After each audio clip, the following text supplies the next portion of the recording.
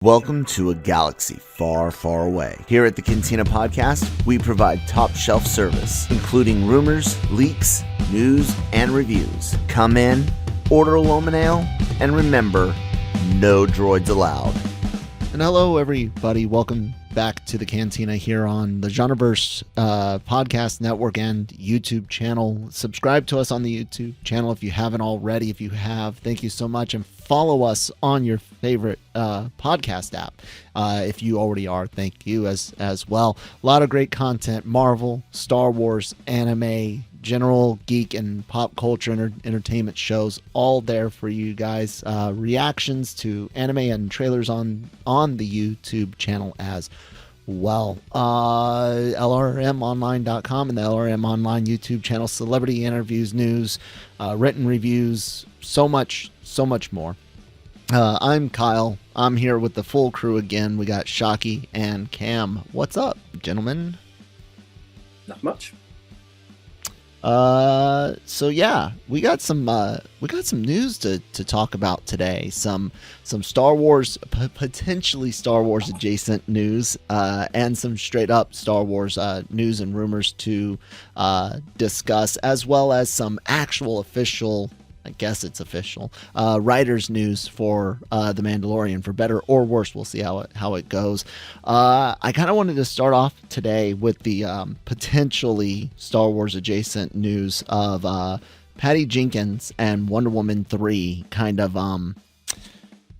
canceled. It seems that Wonder Woman 3...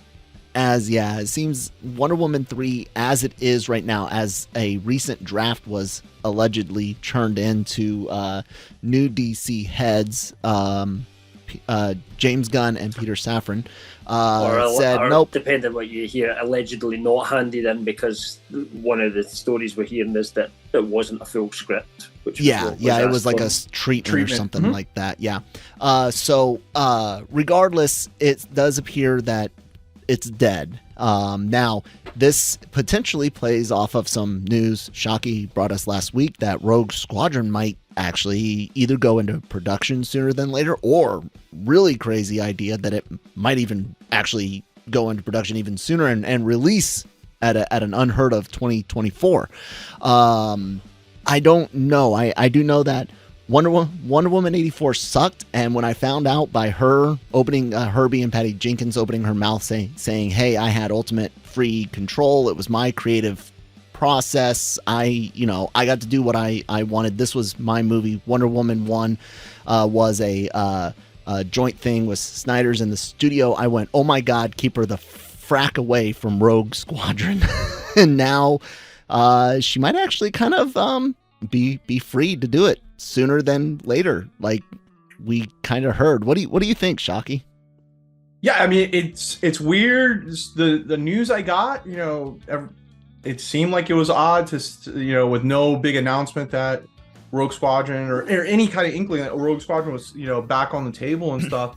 But from what I heard was, that it was ramping back up, that that they were moving forward with the project. I don't know, I haven't heard what type of status it's in, but that we're at that point that it's, I don't know if it's potentially going to be the next Star Wars film we see out there. But from the news I got was that, since Iger took over, and it's kind of, now pretty much, common news is that Iger wants to go back to theatrical releases. And so I think what they're doing is going to the, Star Wars, at least the Lucasfilm, is going to the well of the projects they had, and Rogue Squadron, Taika Waititi's project.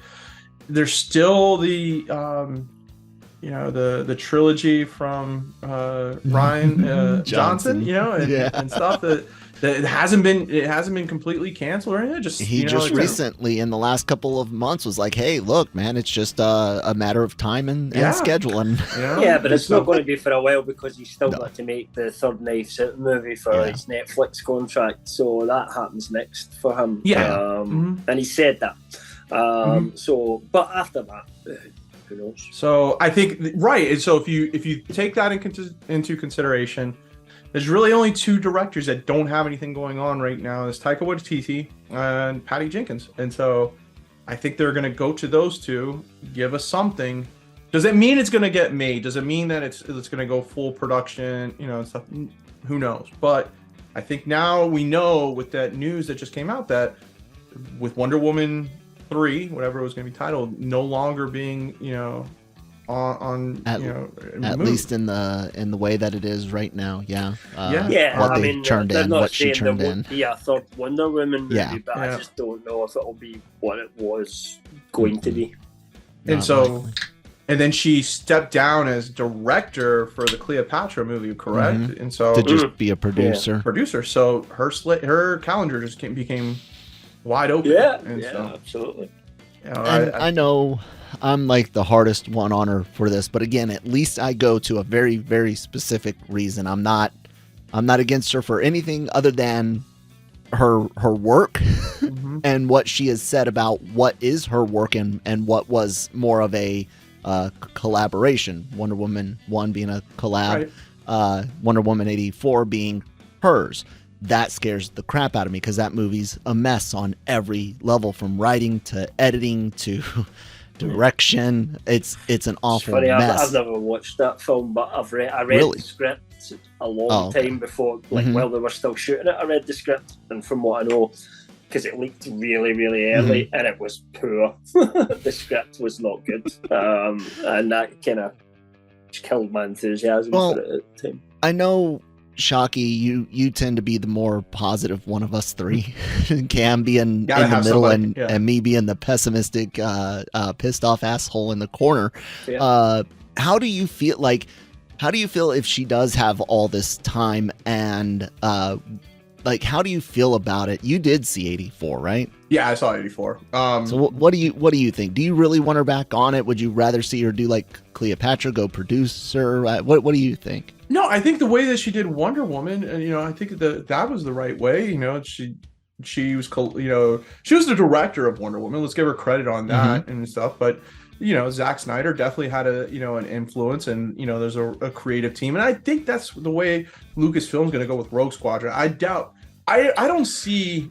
She's not writing Rogue Squadron, is she? No. So I remember it was either Deadline or Variety reported that it was Matthew Robinson, I think his name, was tapped as the writer for it. And she's just the director. When it was first announced, she was going on about, we'll announce the writer later. Matt Robinson. Yeah. So I think that's where her strength is directing, and not necessarily writing. Wonder Woman 84. Didn't she win an award for directing something? Monsters Ball. It was her first film. That was with, what's her name? Blonde. Was it an Oscar she won, or was it? Well, Monsters Ball is the one with Halle Berry. Monsters. Monsters, the one about Charlize the Theron. Female serial killer with Charlize Theron. Yeah, Charlize Theron won an Oscar for that, and I believe the movie was either nominated for Best Picture. I don't think it won Best Picture, but definitely nominated for Best Picture. She has a very small catalog when it comes to films. Yeah, that's true. Monsters, Wonder Woman 84. And one other film that she's just producing. So her kind of bigger catalog is television, in being directors of episodes. She did 2 episodes of Entourage. I think it was Alias or something else. She did 1 episode here, 1 episode there. Did a lot of pilots and everything. So that's her strength.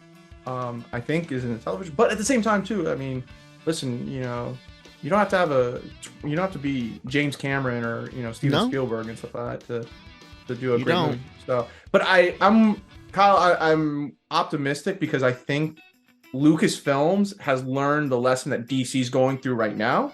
They've already with the disaster of Solo.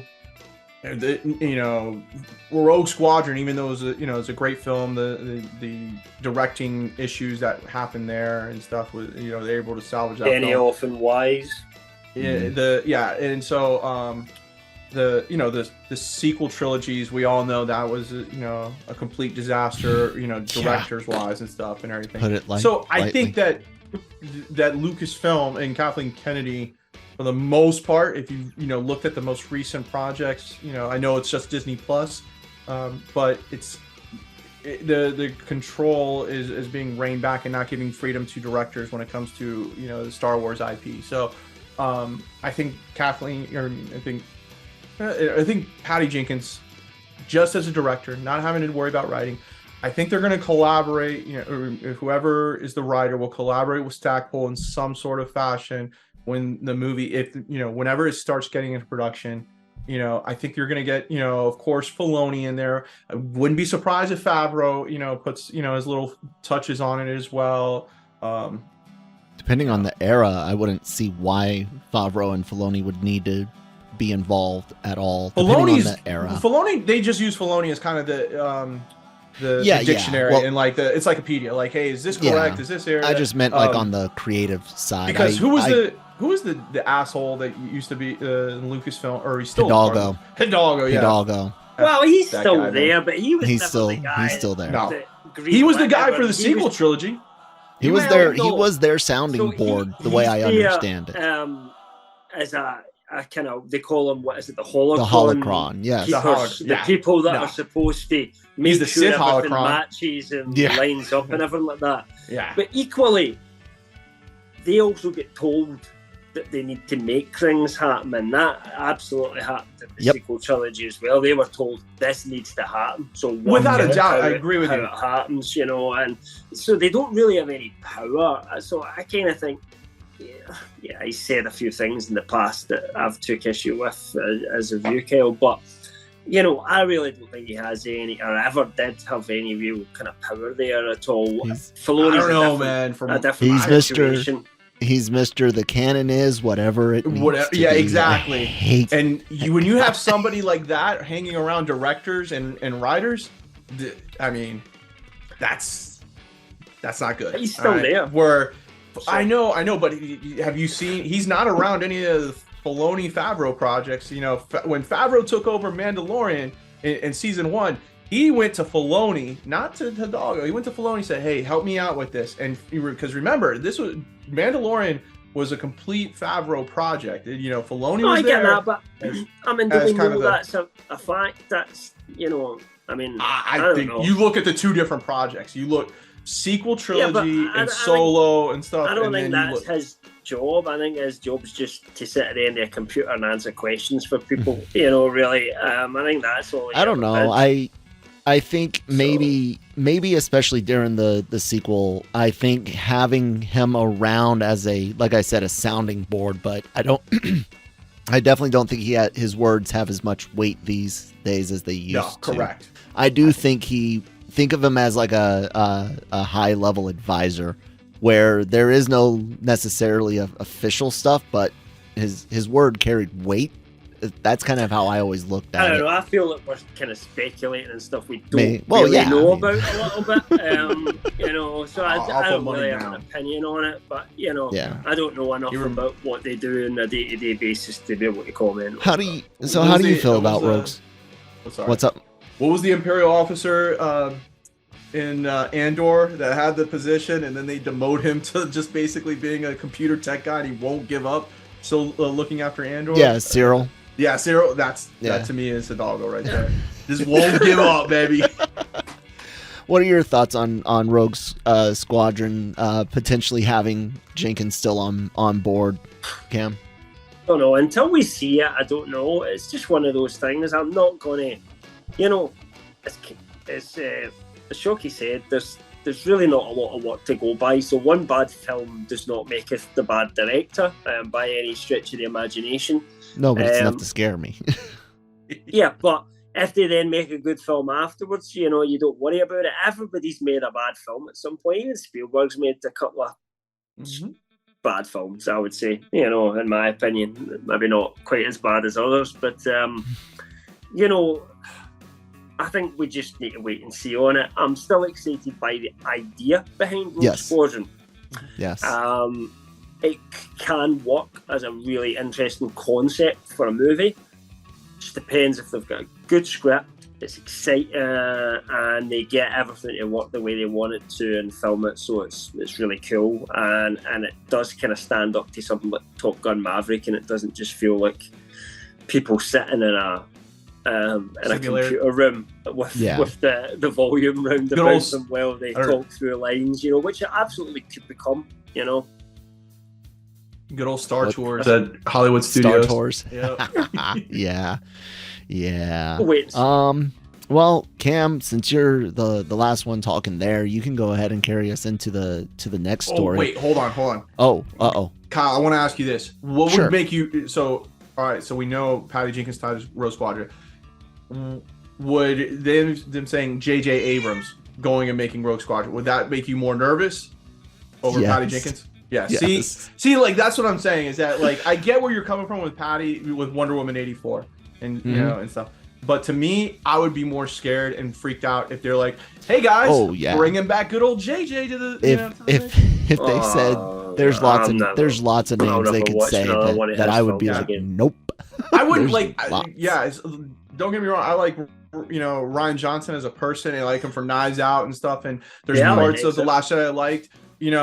But there's a lot that I dislike. But if they said Rian Johnson doing Rogue Squadron, no. I'd rather Rian do his own creative thing like what he's done with Knives Out. Let him have that creativity. He's not capable. He's different from. It's not just somebody you bring in to direct a job. But JJ, you can just give him Star Trek. Give him let him do Godzilla. Or he whatever. thinks he's a writer as well. He's just Star Trek was nice guy, right? And I thought Star Trek was good, like what he did. The Wrath of Khan one was garbage, whatever. But I've never liked anything he's ever done. I will say the first Star Trek, I was like, hey, this is at least good. Barely involved with. Yeah. I will say this about Johnson doing Rogue Squadron. My biggest reason is because the dude has no concept of military tactics, military operations, military function. He is completely illiterate for the wars part of Star Wars. I'll give you that. Correct. I agree. But now, what do you mean? Spaceships running out of fuel in the middle of space? Well, not just that, but like the biggest to me. The one that sticks out the most is Finn getting shot down, Rose going and rescuing him just a few hundred meters from the front First Order line, and they're able to walk all the way back to the base. I mean, all it would take one blast from one of the walkers, one sharpshooter from the slew of stormtroopers right there. That one made no damn sense. Would have made more sense if like a band of Ewoks came out of nowhere and picked him up and carried him in. That would if the freaking foxes had distracted the troops, it would have been stupid, but it would have made more sense than them being able to waltz all the way back to the damn base. Anyways, before we stroke out over the idiocies of the Last Jedi, we need to do a rewatch of all the films like you mentioned before. No, never. You don't pay. I do not get paid enough. And anyone that wants to pay me to rewatch the entire saga at that Kyle Malone, I can be bought. I am 100% open now about this is that. pod racing. Oh God, no! Never watching the PT or the ST. So let's. I was going to make a joke about us needing to potentially stroke out about what's going on in Ahsoka. And Skeleton Crew in some ways, if some of the alleged connections are there. But walk us through this, Cam. All right, so there's a recent rumor from MSW. As you know, MSW is a site that kind of leaked almost all of Obi-Wan Kenobi. And as far as we have kind of heard, that caused a lot of shit at Lucasfilm because really the amount of leaks were crazy. But we do know they've got a good hit rate for getting leaks. And this isn't massively kind of like it's not as if it's going to be big spoilers for any of these shows, but they have... Most of this, we've talked some of this ourselves already. Yeah, the things that you might have even speculated upon, but there's a few details that they've heard about both Ahsoka and Skeleton Crew.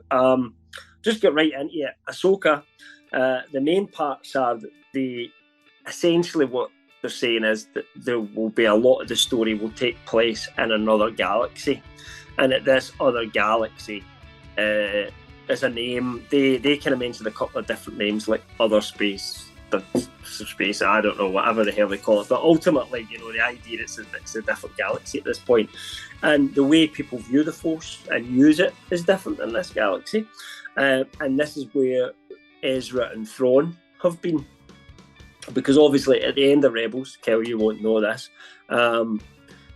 Ezra caused Thrawn's flagship to kind of jump into hyperspace, but with these whale things. So they were kind of not in control of it, and you know, Ahsoka, as we know from like Mando and everything, is still looking for Ezra and has never found him. And that, I mean, we speculated, and every Star Wars fan speculated that they might have ended up in another galaxy or somewhere else that we don't know, that we've not visited before as part of Star Wars. So they're saying that, and they also seem to think this place could be an origin for Force users that aren't Jedi or Sith, like the Night Sisters. And they think that even Ivana Sakno could be playing a Night Sister. Ivana Sakno, who we know was cast in Ahsoka as well. So again, it's vague little things here, not anything that's like 100%, you know, bang on. Maybe what's kind of important for us, because we were the first people to come in and say that Lars Mikkelsen was going to be playing Grand Admiral Thrawn. They're backing that up. They're saying that they've basically heard exactly the same thing, that it is Mikkelsen that's playing the live action Grand Admiral Thrawn. What else is on here? One slightly worrying thing, and I'm sure this will be something that you would come pick up, Kel, is that they did say the world between worlds is a factor in Ahsoka. Now, wasn't really any more information than that, so it's not, you know, going to assuage our fears or add to them really anyway. We're kind of left in the same place we were, because with the imagery that's used in the Ahsoka titles, which they saw world between worlds, we've been worried about this for a while. And I think this is something that you kind of heard way back, wasn't it, Mike, that there might be some world within world stuff in this one. So it's something that we have had a concern about.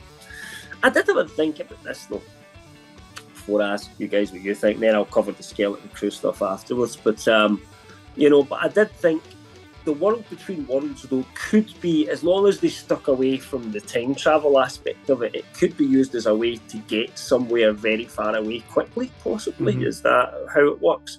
Wonder if it could be used as a way of how Ahsoka tries to get to where Ezra and Thrawn are. And if that was the case, it wouldn't be too bad. Like if they come up with something that says, look, we can never mess with timelines or anything like that, that's kind of, you know, and they make it clear that they can't do that, because if they open that can of worms, that's where you and I have very big concerns about that impact on the Star Wars universe as a whole.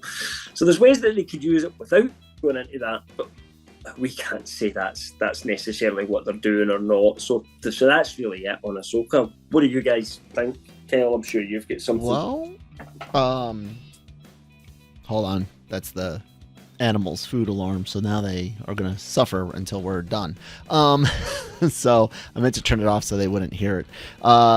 So here's one thing.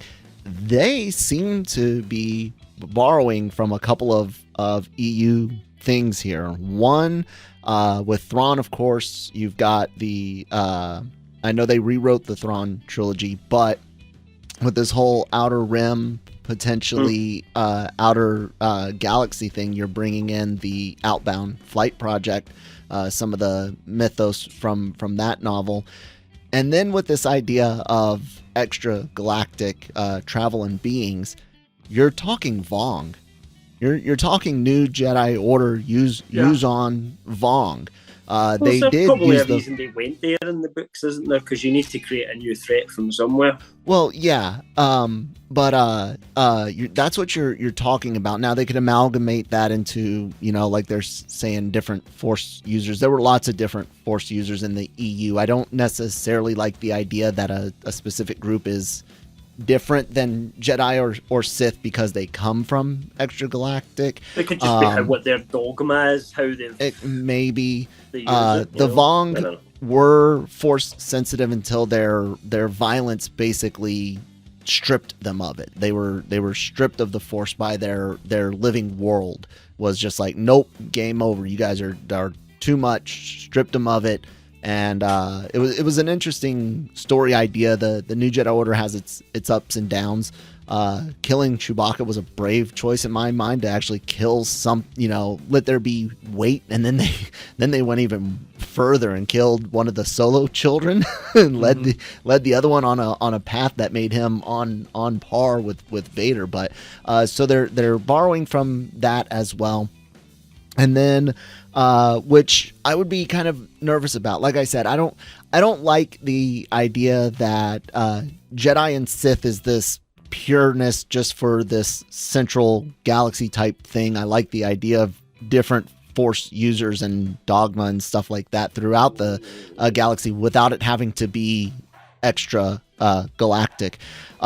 Playing with some of those themes, and we'll have to see how it plays out, but I just keep laughing at we don't have any source material, leaving money on the table, all of a sudden finding the source material, not leaving the money on the table, Kathleen Kennedy. As for the World Between Worlds, Cam absolutely using it as a conduit for physical time, or not time, but space travel, ignoring the time aspect of it. I could cope with that. The other thing that made us all a little bit worried when it comes to the World Between Worlds, though, within Ahsoka, was the knowledge that Hayden Christensen's in it. And then we started going, okay, well, could it be just her walking by one of these portals or something and seeing something? Or is she going to go frickin' talk to him, or, to figure some stuff out? Because in the EU, the stuff coming from outside the galaxy, including the part of the living planet that had settled in the Star Wars galaxy, Anakin and Obi-Wan traveled to. Zonoma Sakat, or some weird name like that. They traveled to that. So I could see her saying, finding him in the World Between Worlds and being like, I need to find this place, if they are borrowing some of those points. But then we could also just get her fracking around with the timeline, and now we've got a freaking Hayden Christensen Anakin running around. No. I'm scared. But yeah, those are my thoughts. Sure, you're going well. Add to that? Yeah, so I've known for a while that the world between worlds, the tongue twister for me, is gonna play a part of the Ahsoka show. I'm not too worried about it though, because of what we've learned already from like the little bit of end of Rebels. What Filoni has said about it and stuff is that, we have to remember is at the end of Rebels when Ezra saves Ahsoka's grateful for it, but at the same time too, she realizes that he's messed with the timeline, and that when he tries to go and save Kanan, she's saying, no, you can't do that. If you take him out of that moment, you guys end up dying and so forth. So it just moves. So I don't see the show having Ahsoka like running around and doing all this crazy stuff, messing with timelines. I see her kind of like what Kyle was saying is, there's flashbacks to maybe certain events, like kind of like what they did with Kenobi, where it's the little bit of flashback of Kenobi and Anakin training together and stuff and doing those things. But the meat of the show is Ahsoka going to find Ezra. Now the access to the World Between Worlds is something that has this kind of a mystery, because in Rebels, the only way to access it was through going through the Jedi temples that were erected and having to move the symbols. But remember, the symbols were from the father, the daughter, and the son of from Mortis and stuff. Yeah. And so what some people are speculating is that we still haven't figured out truly when Ahsoka was revived or saved on Mortis, when the daughter sacrificed herself, what did that really do? Because since that moment, Morai, the owl, follows her around, which was the daughter's kind of pet or whatever. So did she become the daughter? Does Anakin then become the son? Or when Darth Vader stuff type deal. And are we going to get into that realm? I don't think there's enough time in the show. If they try to do all that, all the Ezra and Thrawn stuff, that's going to be a lot. I'm not concerned, but there is one thing that I remember when I was at Star Wars Celebration 2017, before COVID, Rebels had ended. Ahsoka returns. She's coming to get Sabine, and she has the staff and she has the cloak over. And some random fan asked, like, was there a reason why she's carrying a staff? And Filoni is like, yes, there's a reason. To that staff, and it's a long staff, and it's got a circle at the top of it, kind of like a moon shape and stuff. And so some people think that she's found the way to access the world between worlds, but she's become a higher presence now and stuff and everything. And that's why you kind of see her not really interfere in Mandalorian with Grogu, with even Luke and stuff. She just kind of sits back and watches. She might be the timekeeper now and so forth. Who knows?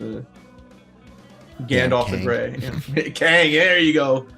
So I'm interested in it. I think that it's a... You're right. They couldn't get all that out in a series because, a lot of that's... I've watched all these shows and a lot of that's just gobbledygook to me at the moment. So, it's just people with a bit too much time. It's all execution. I mean... I'm just excited because I'm happy to be happy. It's a different avenue. It's not the same Jedi, Sith, good, bad. Yeah. It's something different.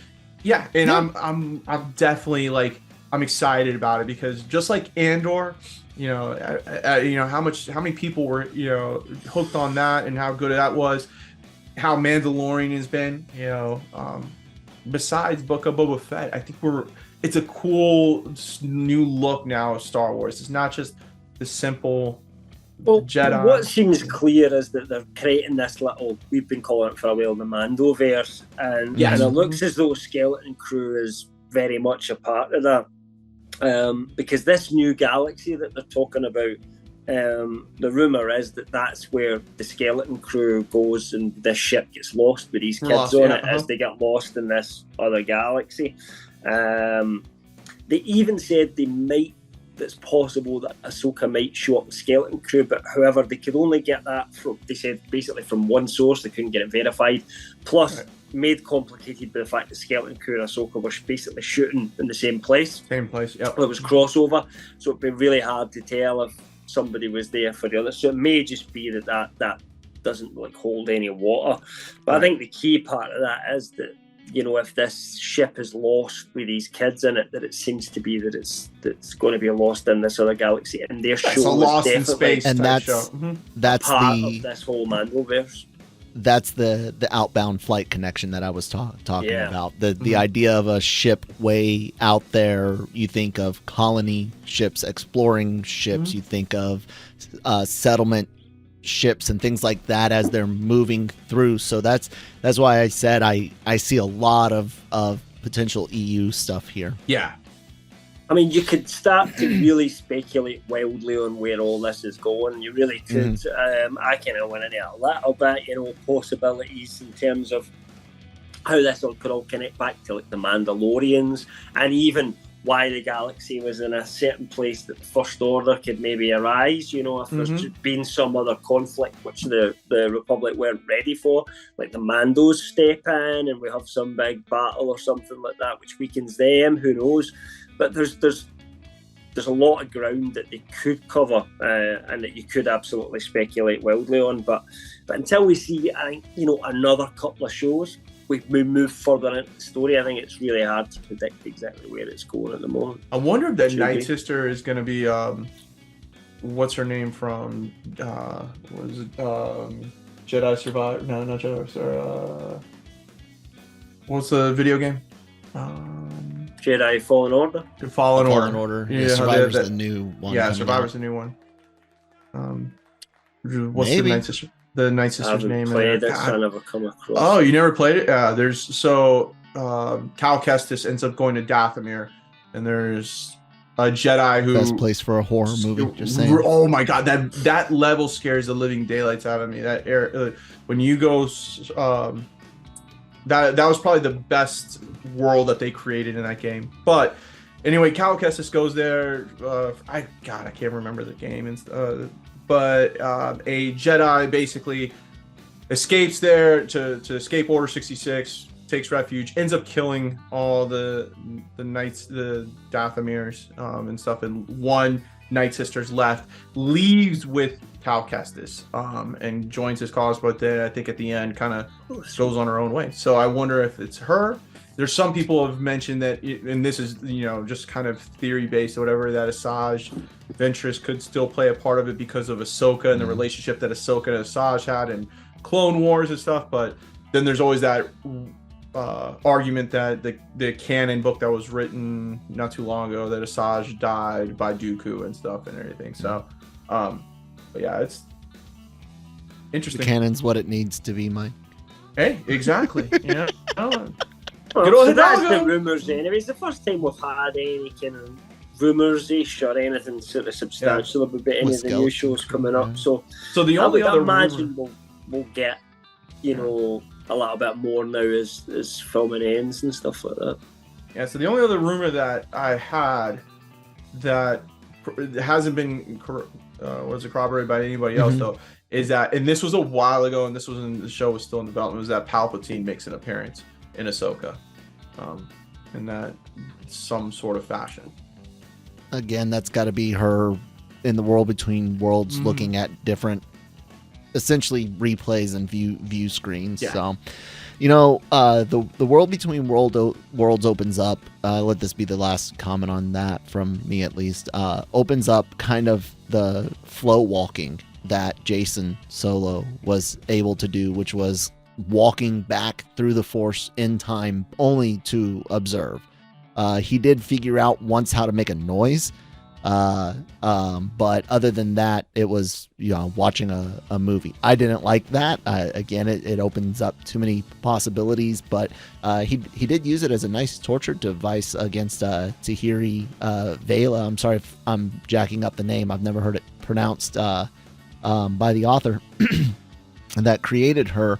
But he used it to torture her because she was, her and Anakin were very, very close, romantically, grown up together, trained together, and she'd had a rough time being captured by the Vong. She used to be a Tusken Raider, like a human among them, and so yeah, I could see where this world between worlds even borrowed some of that. Anyways. There's the writers for each episode, and then I really am curious to what you guys think of your Bad Batch season 2. So on the writer side, Jon Favreau. lots and lots of Jon Favreau. Cam, do you want to kind of break down? Yeah, a little bit of no clue. He gets the writing credit alongside Favreau in episode 3, and fellow exec producer Dave Filoni is credited on 4 and 7. So as you know what Star Wars fans do, they'll all start predicting which one Filoni will direct and which one Ahsoka will be in and all that sort of stuff. But truthfully, we don't even know if Ahsoka appears in Mando season 3 yet. There's been nothing really to kind of confirm or deny that in any way. So yeah, it's Jon Favreau with 2 other people involved in 3 other episodes. The only other thing I guess that we have is that we do think Boba Fett's going to be in it, because there's people say that they saw the new footage, the new trailer at Brazil's CCXP, and that they saw Boba Fett in it. Now, I know there are lots of Mandos in season 3. We kind of know that from the trailer we've seen already. That has a very distinct armor. You're not likely to I'm expecting mistake. Star Wars fans that go to this convention like not recognize Boba Fett and get it. Oh, there's a guy that had one of those Mando helmets. I just thought it was Boba Fett. But maybe I'm being. I don't know, maybe I'm giving too much credit to people's intelligence. I mean, it would make sense for Fett to be a part of it. It. As much as I disliked his individual show, it makes they've written together the whole Mandalorian story. They've written it in. So I don't know. But that's about it. Mando went and helped Fett out, so in return, Fett comes and helped Mando out. So yeah, you could see that. So, guys, I'm not the fan of the cartoon stuff, but you guys relatively are. I can't remember exactly how each of you felt about Bad Batch Season 1, but recap, Mike, how did you feel about Season 1, and what do you think about the Season 2 trailer? I love the first episode, and then everything else was okay. I did not like, what the hell is her name, or the clone. The Omega. Omega, yeah. I didn't like that. There was nothing to that story. It was just random, experimental clone and stuff. But not, I mean, you got the, Clone Force 99, the Bad Batch crew running around. They're mercenaries now. They're going and saving people. They're, retrieving things, and they're just kind of escaped from the Empire. You had a cameo with Captain Rex, in the middle of the season. That was pretty much it. It wasn't a whole lot to it. It was pretty much a kid's cartoon show, which was good, But the trailer to me was okay. We got Commander Cody is in it, which we've seen already in the leaked footage from Star Wars Celebration. Crosshair is, gung-ho into the Empire, even though he had his chip removed, which that was kind of like the big, surprise ending. But besides that, I think what we're getting to in the second season, from what the little clues that we're getting, is why, or pretty much the full transition to stormtroopers and getting away from the clone troopers out. The clone troopers are starting to second guess the Empire, starting to, and so it's like, okay, now we see why the Empire gets rid of what little bit is left of the clone troopers, because they destroy the facility on Kamino. So there's no more making of clone troopers, and pretty much they're going to go into, abducting children and, raising them from birth, I guess, or from little ages, to make them into stormtroopers that suck at shooting. But yeah, I mean, I'll watch it. You'll get your little cameos here. Commander Cody, Captain Rex already confirmed to be back. I guarantee you there's going to be some more cameos in there, of other people from the Clone Wars. There was the little mini Chewbacca Jedi character. I can't think of the name. I'm horrible. I can't remember his name. He's already, so we'll get it. But yeah, this show is definitely geared. It's kind of a tween, like where the Clone Wars was, and like Star Wars Resistance. Like Star Wars Resistance was 100% a kid show. Yeah.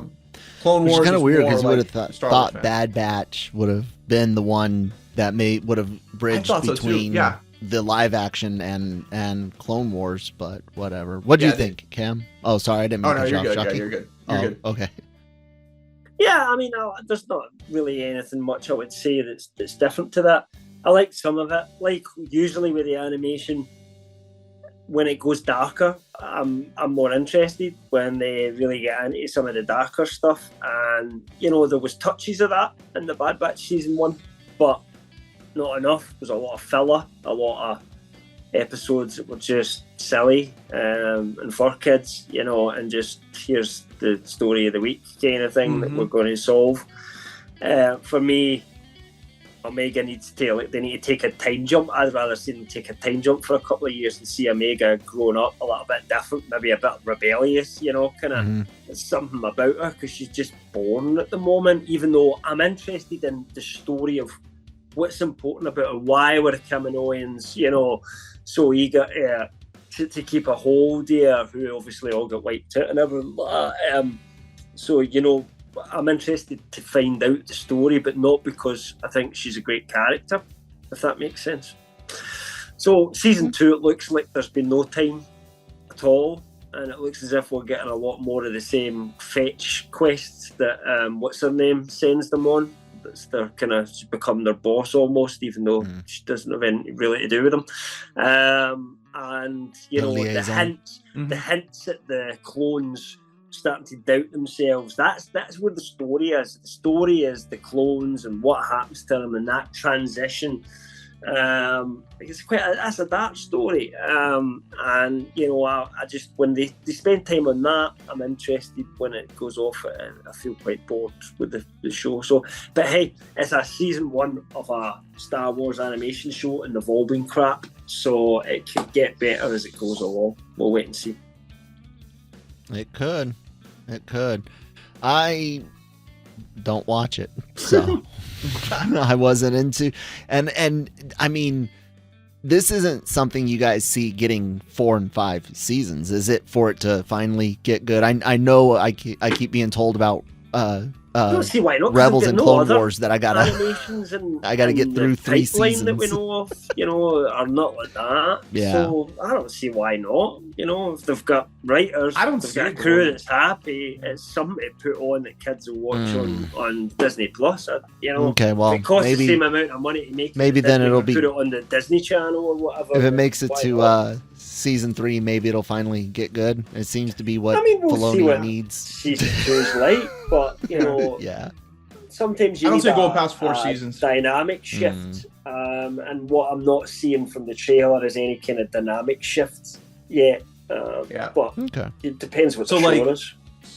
To your point, like with Rebels, the first season is a grind, but then when season 2, when season 2 was the whole tease for it was the Vader story, like Vader coming into it and how does Vader play a part. And then season 3 was Darth Maul, and then season 4 is like, how does this all turn out for the crew and stuff, and that was it. So that's where Rebels is. Clone Wars, you're into it because of the the story of Anakin and getting a little bit more of Anakin, and then you got Ahsoka into it as well. But this one though, it's just we know kind of the end result. In a sense, at least with the clones, and so I 4 seasons is going to be it. So it's got to do something great here in the second season for it to be around for season 3, season 4. But I think Tales of the Jedi is, even though it's short clips and stuff, I think that was a lot better. I think going down that road, Star Wars Visions. It was just more enjoyable overall, even though it was just a little thing, but yeah. I love Visions. Maybe the idea is keep Bad Batch that long form aimed at kids, Yeah. In which case it's maybe not going to be for us, but we'll see. We shall see. Well, any alibis, any other stories or random things we should discuss, or are we pretty good to go, guys? The Jedi Survivor trailer comes out tonight. So yeah. Yep. Check that out. I the only reason I didn't play the game is it just looked like Titanfall mechanics with Force Unleashed. It looked like Force Unleashed with wall runs, and I was just I don't care enough. I mean, I can see that. I love Force Unleashed. I think to me, Force Unleashed was way better than Fallen Order. Really? So I know. Yeah. So then I really don't need to play I love because I did not like those 2 games. Force Unleashed. Love Force Unleashed, but this one, I mean, Fallen Order was good. Just get bored the stories. The attack button continuously. Yeah. Well, this one you had to this one you can build up your combinations and stuff like that, and everything. The story with the Inquisitors was good, but it was a predictable storyline. Okay. Yeah. We got to go save. The Inquisitors are after Force sensitive people. They're after, of course, the younglings and stuff like that. So then Cal's hunting, or on the chase for the. So it's just kind of a Jedi holocron. Story. Gets the freaking holocron. They're like, all right, let's go save these kids. He's like, nah, we're just gonna destroy it so that no one can say. Like, are you kidding me? They just left it, where it was hidden. No one was gonna find it. Like, that was the biggest argument for people that are critical of the storyline and stuff. But Jedi Survivor has got a little bit, because a lot of people are thinking that it's like the Grand Inquisitor origin story is a part of it and stuff, because there's like a. Where the villain or whatever seems to be of that race or whatever. So, well, we'll see. Hopefully it's good. I'm always open to good Star Wars. You guys should all be open to checking out lrmonline.com every day for all written articles, reviews. There are celebrity interviews. All of our videos and podcasts go up there as well.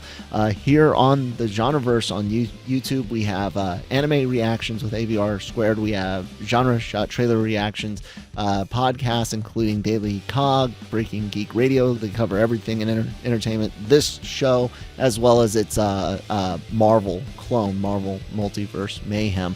If it's not a reaction and it's a podcast or something like that, it goes up on all of the big podcast apps, including Amazon Music now. So if that's your bag, baby, go ahead and check us out on that platform. We appreciate comments, we appreciate interaction, and we appreciate you spending some time with us every day or week or however often it is you listen or watch our content. Cam, anything else you want to say today? No, don't think so. Shocky. Oh, no, good. All right, guys, that's it. May the week. Force be with you.